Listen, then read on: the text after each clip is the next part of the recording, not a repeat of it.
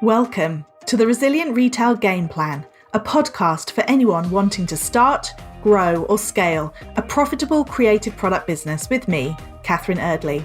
The Resilient Retail Game Plan is a podcast dedicated to one thing, breaking down the concepts and tools that I've gathered from 20 years in the retail industry and showing you how you can use them in your business. This is the real nuts and bolts of running a successful product business, broken down in an easy, accessible way. This is not a podcast about learning how to make your business look good. It's the tools and techniques that will make you and your business feel good. Confidently plan, launch and manage your products, and feel in control of your sales numbers and cash flow to help you build a resilient retail business.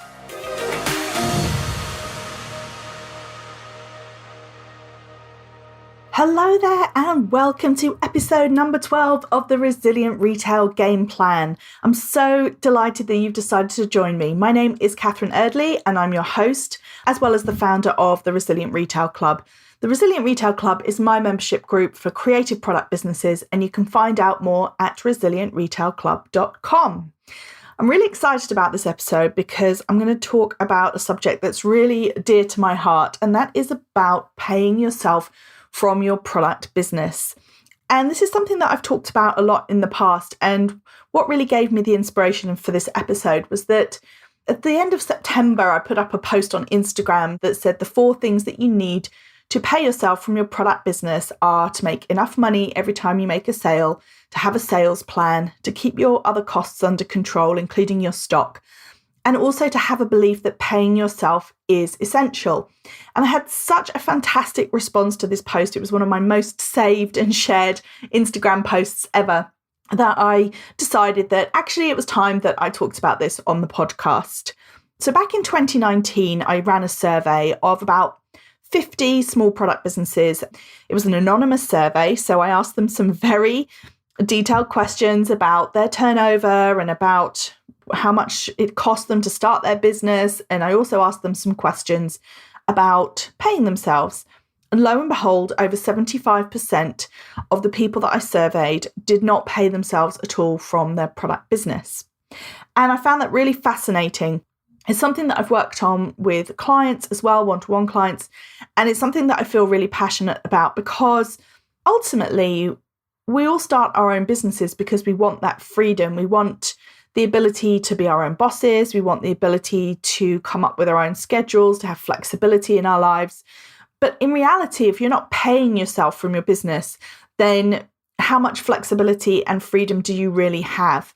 So I am very much a big believer in the idea that everybody with a product business should really be aiming to pay themselves as quickly as possible. If you haven't read the excellent book, Profit First, definitely recommend that you check it out. I make no secret of the fact that I'm a big believer in Profit First. So Profit First is really about the idea that we think about our income minus our expenses are our profit, but really the book's author believes that it's our income minus our profit should be what we spend on our expenses. In other words, we take our profit first, we take our payment first.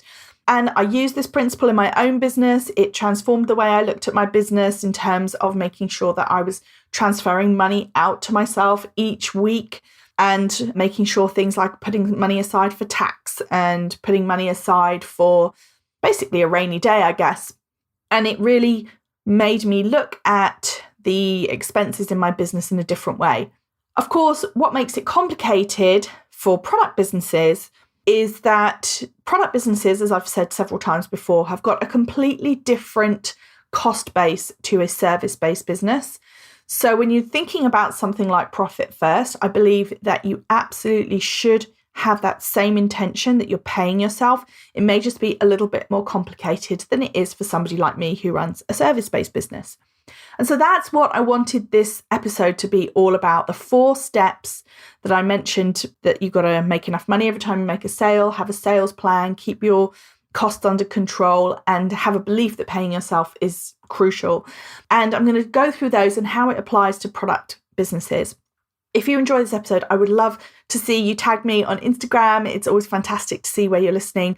My handle has changed. I'm now at Resilient Retail Club.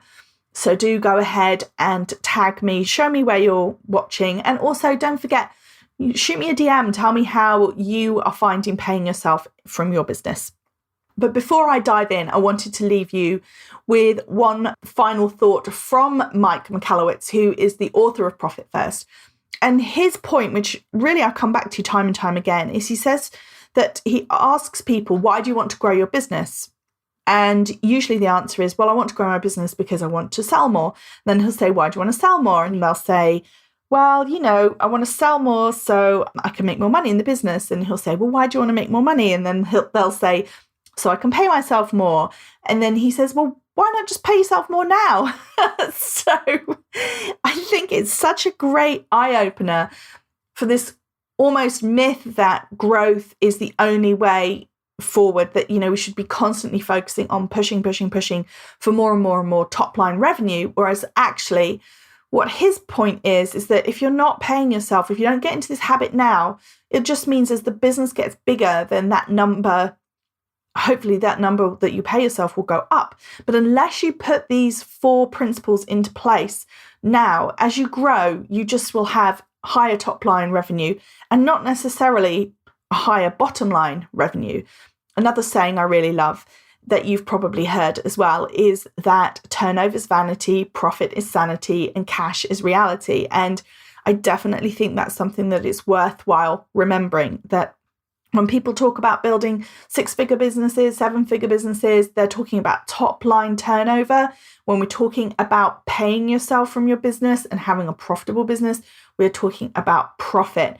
We're not talking about top line turnover. And I think it's very important, if you are somebody who suddenly realizes that you're pushing to grow that top line turnover, ask yourself, are you actually growing your bottom line at the same time?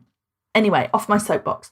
On to the 4 points then. So the first point that I wanted to make about paying yourself from your product business, again, this is a point I've made before, but it is so true. When it comes to paying yourself, if you don't make enough profit every time you make a sale, then there won't be enough money left over for you. So if you think about your profit or the price of the product as a cake, so if you have a £10 product, you have a £10 cake. If you think about it, there's a slice that comes out of that cake that goes to tax if you're VAT registered. And even if you're not VAT registered, it's still worth thinking about what that's going to look like when you do have to take that slice out. You are going to have to take out a slice for all of the product costs that went into getting you that product in the first place. And how big that slice is really impacts how much is left afterwards. So if you have got a profit margin that is 50%, then half of that cake goes away. It goes to cover your product costs. Then there are the other costs in your business that have to be covered by that profit as well. So whether that's your fixed overheads or advertising costs, whether that's having to pay a fee to a platform to sell your products, all of those costs have to come out of that cake. And the thing is if the cuts are too big, the pieces are too big, then all you're left with are crumbs. So it's almost impossible to pay yourself from your business, to take a salary out of your business, if the cuts that are coming out of the money cake are too big. So if the costs of the product are too high, if the other costs associated with selling are too high, if your fixed costs in your business are too high, you're going to be really struggling to actually pay yourself. And all of this goes back to things that I've talked about in previous episodes. So I've talked about pricing and the importance of pricing. I've talked about the importance of healthy profit margins. And I just want to stress that one more time again. If you've not listened to those episodes, do go take a listen. And really, it's worth digging into your business fundamentals, the profit margin that you're making on your products, and the prices that you're selling them at, and making sure that those are solid, because everything else that you do, you could build a 6-figure business, you could build a 7-figure business, but unless that fundamental is correct, that profit margin is solid and where it needs to be, then you could build a 6-figure business that basically still can't pay you because all of the other costs are too high. If it sounds like a doom and gloom thing to say, it is actually something that I've seen played out. Unfortunately, I've certainly worked with businesses that have very high top line turnovers, but when we've dug into the detail, there's just not enough profitability per item. The good news is it's something that you can constantly tweak. And that's something, again, that I work with, especially with my one-to-one clients, is maybe looking at the model of your business, looking at the profitability by item, looking at where you're selling most of your stock. All of those things can be tweaked, and it's just something that it's very hard for you to tweak and manage if you're not monitoring it. So just being aware, even if you check once a month, what was my average profit per item over the last month, it's all just so useful and so important for you to keep an eye on, because it's one of those things that is easy to lose sight of as you grow. Big retailers constantly have to make decisions about, okay, this might generate more sales, but if it's at a lower profit margin, is that going to be okay? They're constantly monitoring the direction that their business is moving in, and I definitely suggest that you do the same. And as I've touched on in previous episodes as well, it may be that your profitability isn't where it needs to be right from the very beginning. So if you are first starting a business and you're looking at the prices that you're being asked to pay by suppliers because you're only ordering small quantities, then that's fine because you're managing your risk.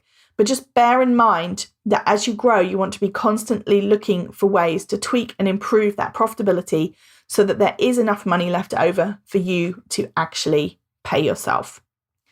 So point number 2 then is have a sales plan. So I've got a whole episode devoted to sales plans, so I'm not going to go too detailed into it right here, but just to say that this is actually one of the biggest blockers that people have to paying themselves from their business. It often comes down to the fact that they're scared to take money out of the business because they don't know if they're going to have enough money to cover them going forward.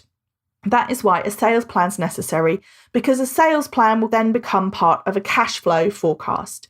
So a cash flow forecast is a really important tool that is very useful to have in your business. It's why in my Grow Your Profits course, which is within the Resilient Retail Club, it's something that I map out there. I have a whole course devoted to mapping out your sales forecast, looking at your profitability and creating a cash flow forecast, for example, because it's one of the things that allows you to pay yourself. If you have a cash flow forecast, and the reason you need a sales plan is that you can't really forecast how much money you're going to have in your business until you have an idea of how much you believe is coming in other words, your sales forecast.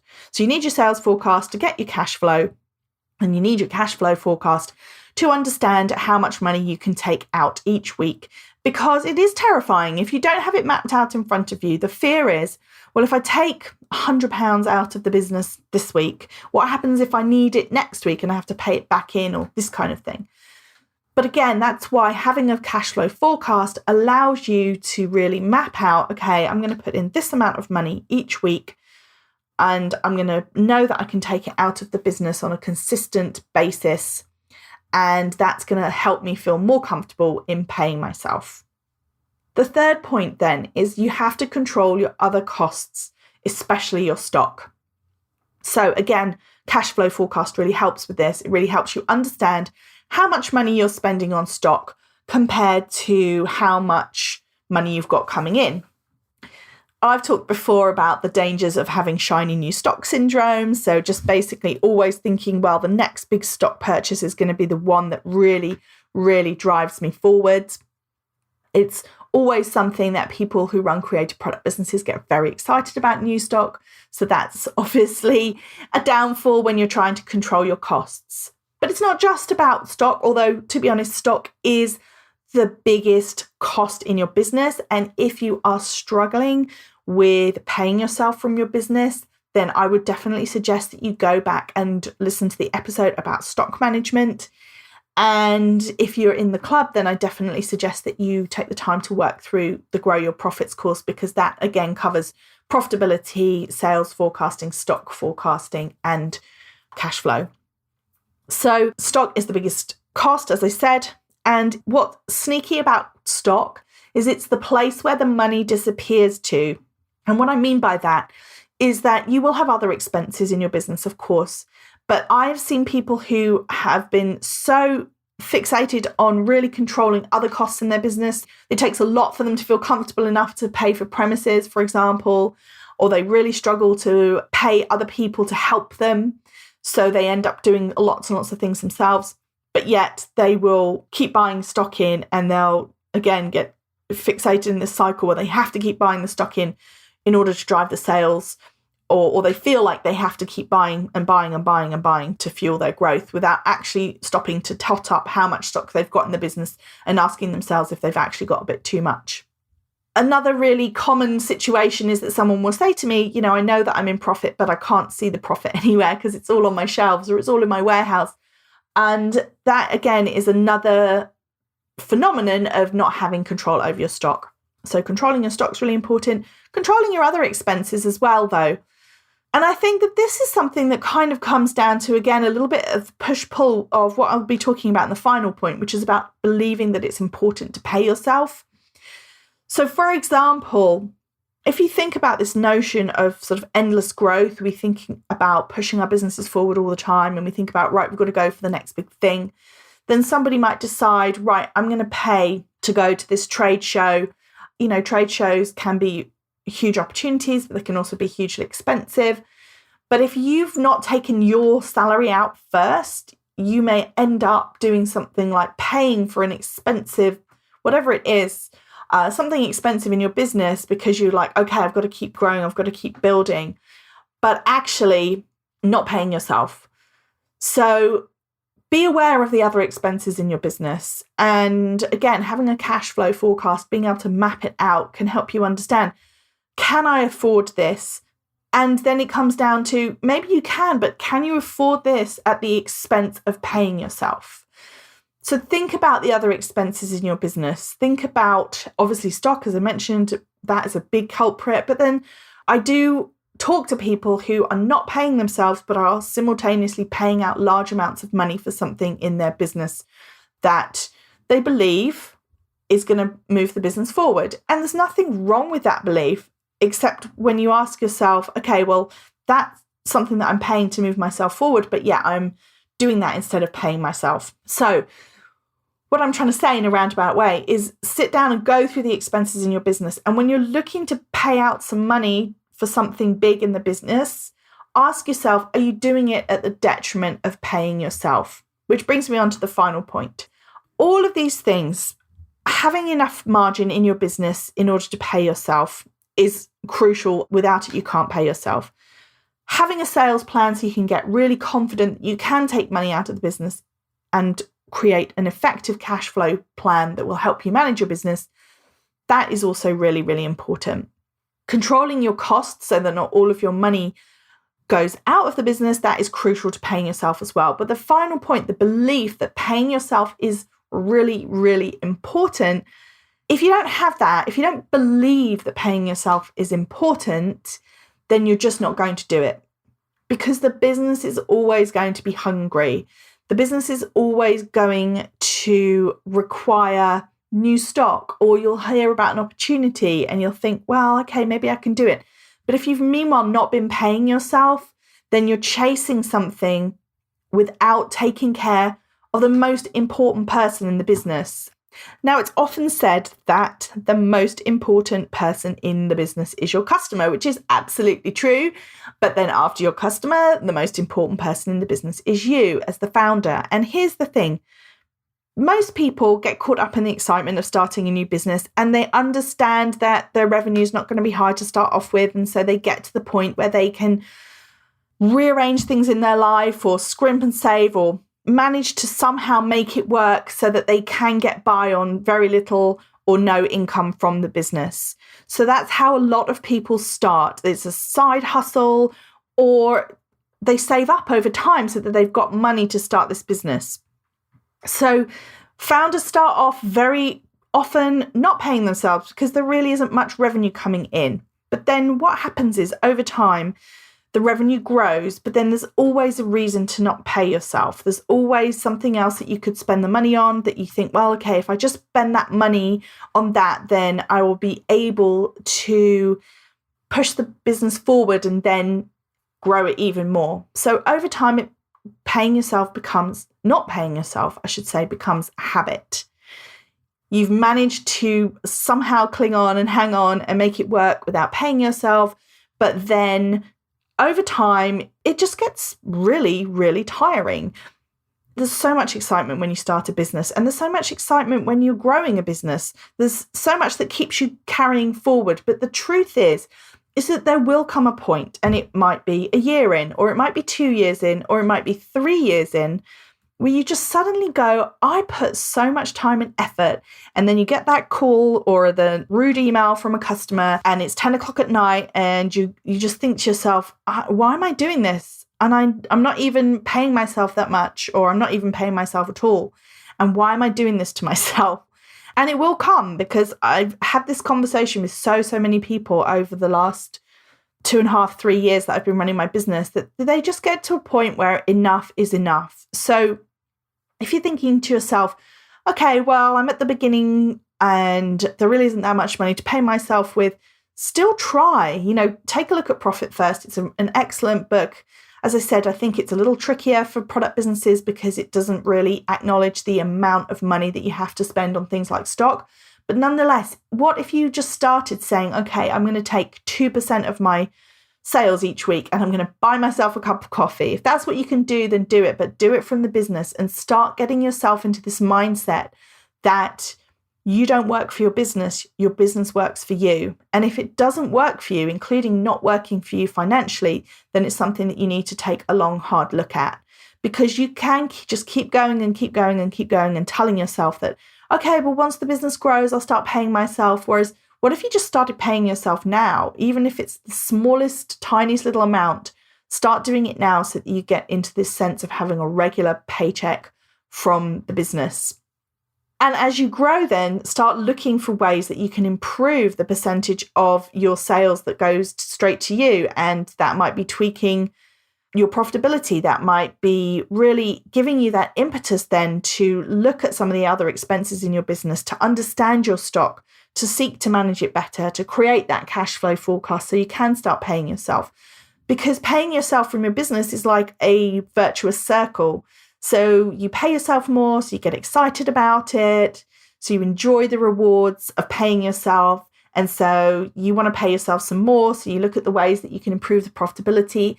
And it is so good for your business to have that discipline. It is so good for you to be taking money out of your business that you can't then spend on stock, or you can't then spend in a way without really, really thinking and being so considered about any purchase or any amount of money that you spend.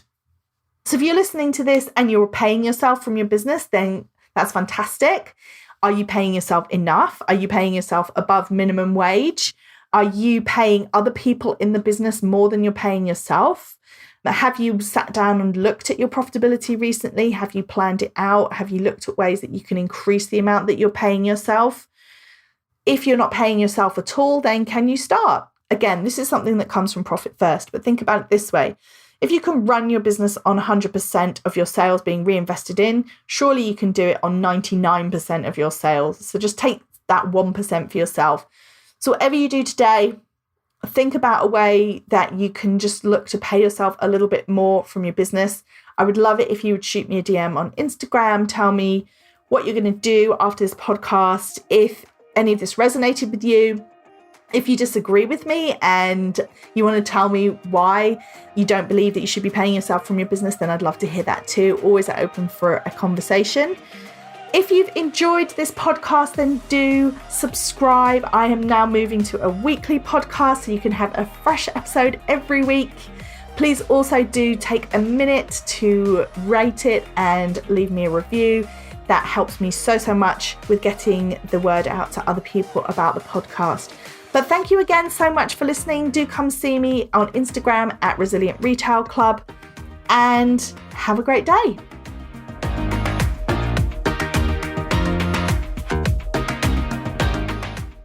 If you've enjoyed this week's episode, then I invite you to check out resilientretail.com. The Resilient Retail Club is the membership for anyone wanting to start, grow or scale a profitable product business. No more trawling Google trying to find the answers to your questions or wading through general business advice that speaks mainly to service-based businesses. Whether you're still at the idea stage or you've been going for a while, but want to get more focused and organised when it comes to your business? With a library of courses tailored to creative product businesses, several live sessions a month, and a supportive and active community, the Resilient Retail Club is the perfect membership to help you hit your goals faster. Check it out at resilientretail.com.